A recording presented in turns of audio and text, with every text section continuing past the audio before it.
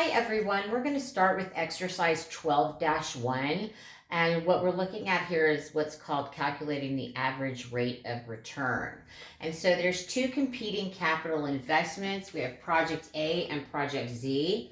They tell us the amount of the investment, the useful life of the investment, the estimated residual value, the amount that it's worth at the end of its useful life, and then the total income over its useful life. So what they want us to do is determine the expected average rate of return for each project. So when we're calculating out the average rate of return, the formula is, so average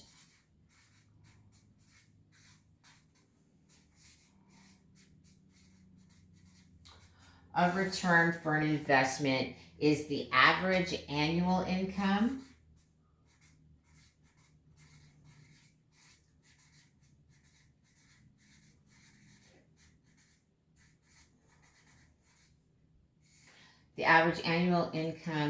divided by the average investment.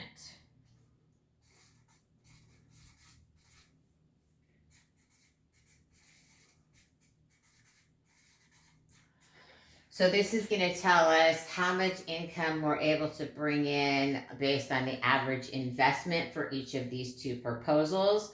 When we're looking at the average annual income, so we've got average annual income, that formula is going to be the estimated income over useful life.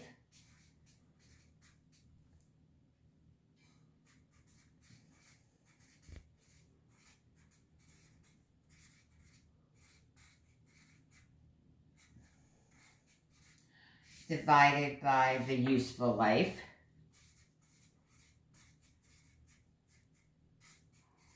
And then the average investment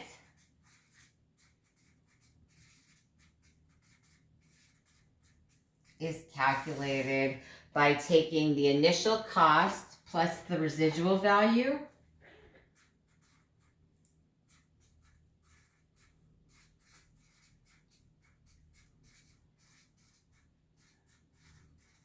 divided by 2.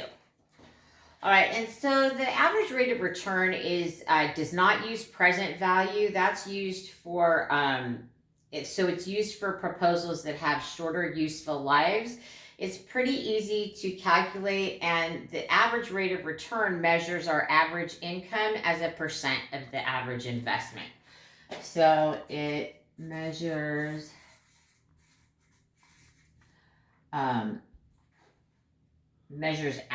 average income as a percent of the investment.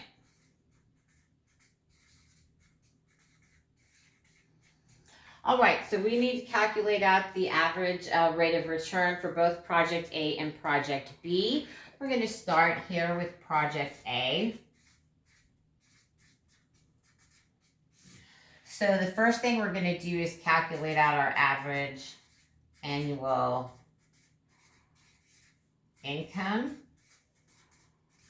And so remember, that's going to do the estimated income over its useful life. So we're going to take this 57,600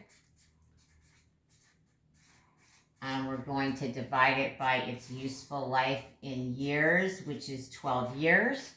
And that's going to come to $4,800. And then we're going to calculate out our average investment.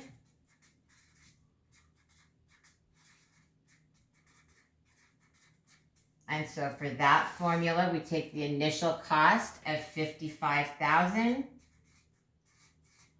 We're going to add to that the residual value of $5,000. We're going to divide that by 2, and that's going to give us an average investment of $30,000.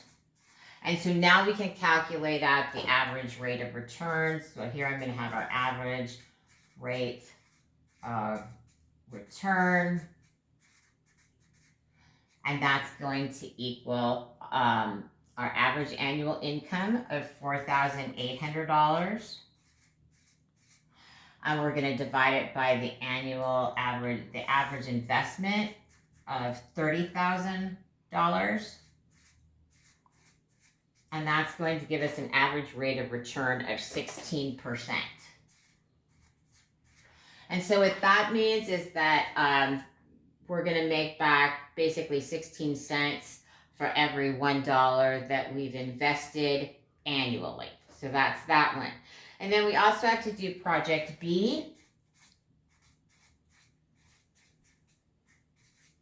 So again, we're going to do the same thing here. We're going to find the average annual income. So that's going to equal, we've got a total income of $63,000. We're going to divide that by the useful life of 15 years, and that's going to give us average annual income of $4,200 a year.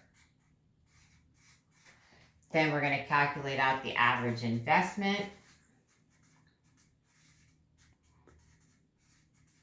And remember, that's going to be the initial cost. Here it's $50,000 plus the residual value of $6,000 divided by 2. So that's going to give us a total of $28,000. And then finally, we're going to calculate out our average rate of return.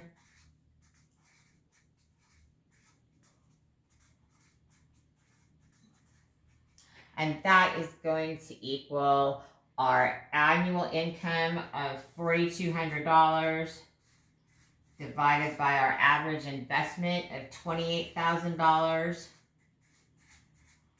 And that's going to come to 15%. So when we're looking at each of these, so if everything else was going to remain even, you would want to go with the investment that has the higher rate of return. So we'd want to look at the project A when we're making our decisions. And then, but of course, that's only if it meets our required rate of return for the company, which they did not give us in this problem. And that's how we calculate average rate of return.